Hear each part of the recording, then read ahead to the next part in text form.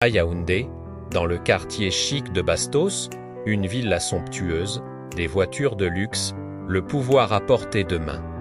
C'est la vie du ministre Jean-Pierre Biloa et de sa famille. Une réussite éclatante, un symbole de puissance. Mais dans l'ombre de cette opulence, grandit une arrogance démesurée, incarnée par ses trois enfants, Chris, Fanny et Lionel. Chris, l'aîné, se pavane sur le campus de l'université de Yaoundé 2e, étudiant en droit, il utilise le nom de son père comme un bouclier, une arme pour écraser les autres. Il est bruyant, méprisant, et chaque mot qu'il prononce dégouline de supériorité.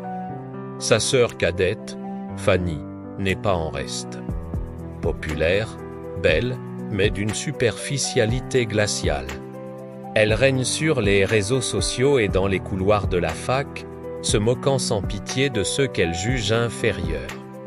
Et puis il y a Lionel, le Benjamin, encore au lycée, mais déjà maître dans l'art de l'insolence, un tyran en herbe qui terrorise professeurs et camarades.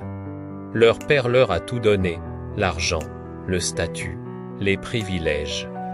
Tout, sauf une chose essentielle, l'humilité. Pour eux, le monde est à leurs pieds, un terrain de jeu où les autres ne sont que des figurants. Le campus est leur royaume.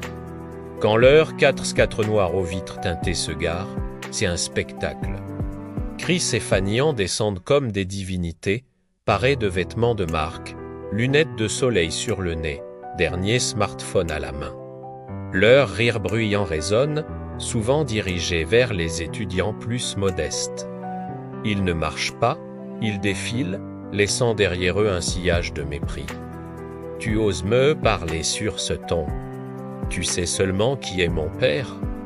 lance Chris à un assistant qui a eu le malheur de le contredire.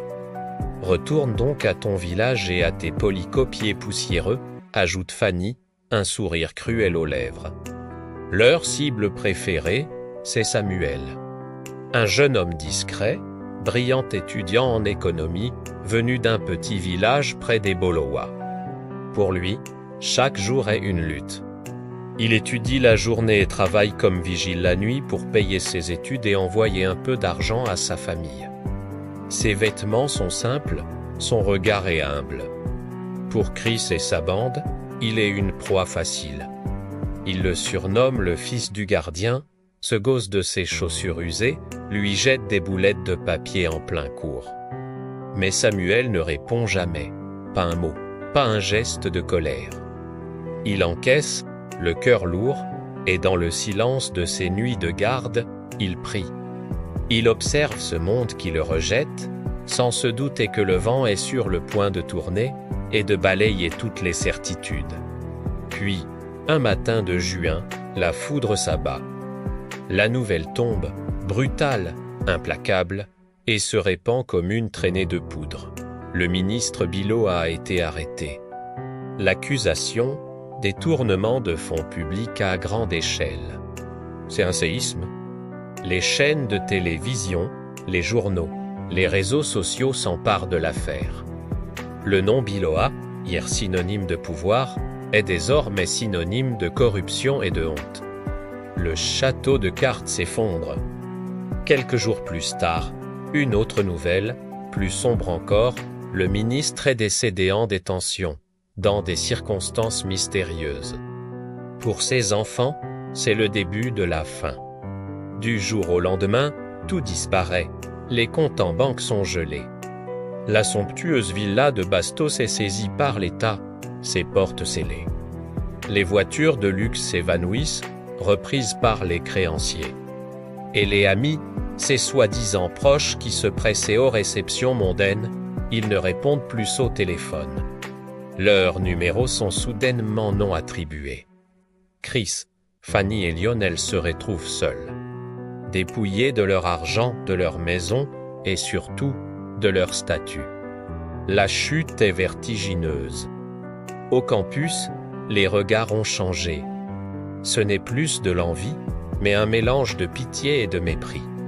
Ceux qu'ils humiliaient hier les ignorent aujourd'hui, ou pire, les observent avec une satisfaction mal déguisée. La honte est devenue leur nouvelle ombre. La descente aux enfers est rapide et brutale.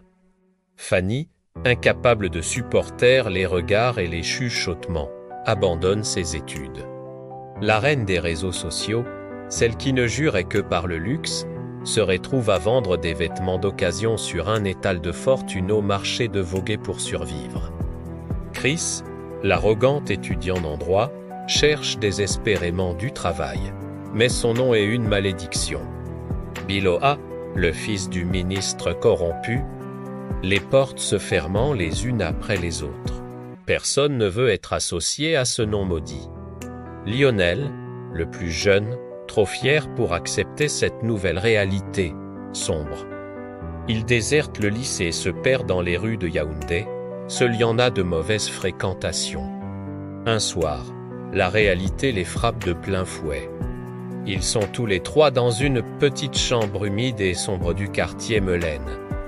Pour dîner, une assiette de riz froid qu'ils se partagent. Le silence est pesant, brisé seulement par les sanglots de Fanny. Tu te souviens de Samuel, murmure-t-elle, les larmes coulant sur ses joues, celui dont on se moquait tout le temps. Je parie que lui, il s'en sort bien aujourd'hui. Et Noukéa regarde Chris, le visage dur, serre les poings. Tais-toi, gronde-t-il, mais au fond de lui, il sait qu'elle a raison. L'image de Samuel, calme et digne sous leurs insultes, le hante. L'ironie est cruelle. Le pauvre villageois est probablement en train de construire son avenir. Tandis que les princes de Yaoundé sont tombés plus bas que terre, 2 années passent. 2 longues années de galère et d'oubli. Et Samuel, il a tenu sa promesse. Diplômé, il n'a pas attendu un poste de fonctionnaire.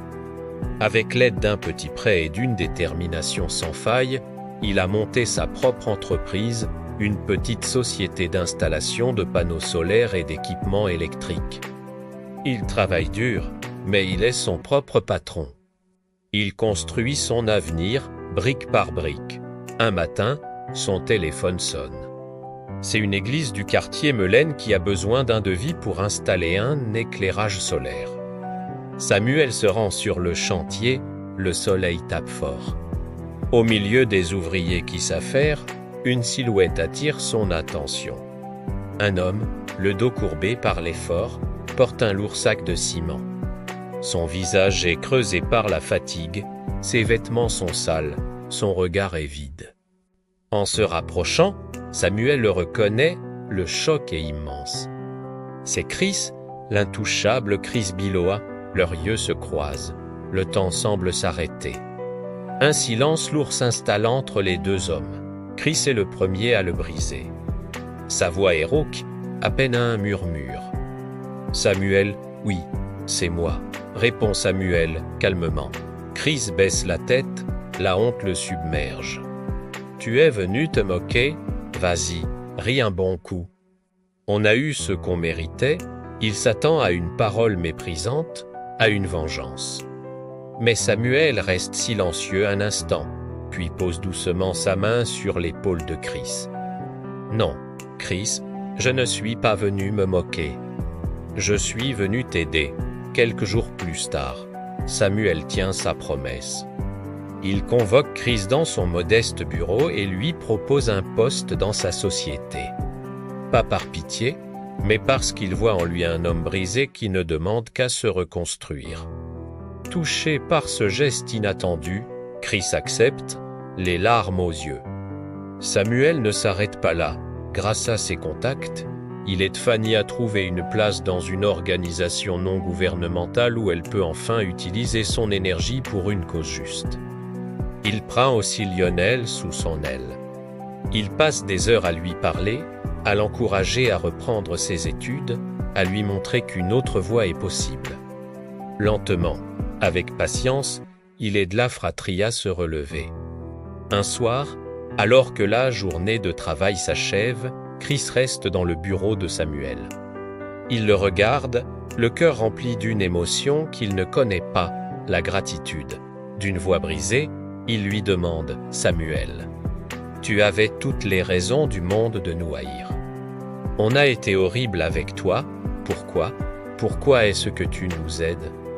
Samuel se tourne vers lui et lui offre un sourire doux, sans une once de triomphe. Parce que j'ai connu l'humiliation, Chris, et j'ai appris que la vraie richesse, ce n'est pas ce que l'on possède, ce ne sont pas les voitures ou les maisons. C'est ce que l'on donne aux autres. Le temps a passé. Les enfants Bilohan ne sont plus les mêmes. Loin du faste et de l'arrogance, ils ont appris la valeur du travail, de la simplicité, du respect et de la gratitude. Ils vivent modestement, mais pour la première fois de leur vie, ils sont en paix avec eux-mêmes. Un jour, Fanny est invitée à témoigner lors d'une conférence pour la jeunesse. Devant une salle comble, elle raconte leur histoire, leur chute et leur reconstruction. Sa voix est ferme mais sincère quand elle conclut « Mon père nous a appris à briller, à paraître ». Mais c'est Samuel qui nous a appris à être une lumière pour les autres. L'assistant se lève et applaudit longuement. Dans la salle, Samuel écoute, le cœur humble. Une seule phrase résonne en lui, comme un écho à sa propre vie. L'humilité est la seule richesse que personne ne pourra jamais te voler. Cette histoire nous rappelle une vérité universelle. L'arrogance et l'orgueil peuvent vous élever très haut, vous donner l'illusion d'être au-dessus des autres. Mais quand la tempête arrive, quand tout s'effondre, seule l'humilité a la force de vous maintenir debout. C'est elle, la véritable fondation d'une vie riche de sens. Merci d'avoir écouté cette histoire jusqu'au bout. Si elle vous a touché, n'hésitez pas à laisser un commentaire pour partager vos réflexions. Abonnez-vous à la chaîne pour ne pas manquer nos prochaines histoires inspirantes. Prenez soin de vous et à très bientôt.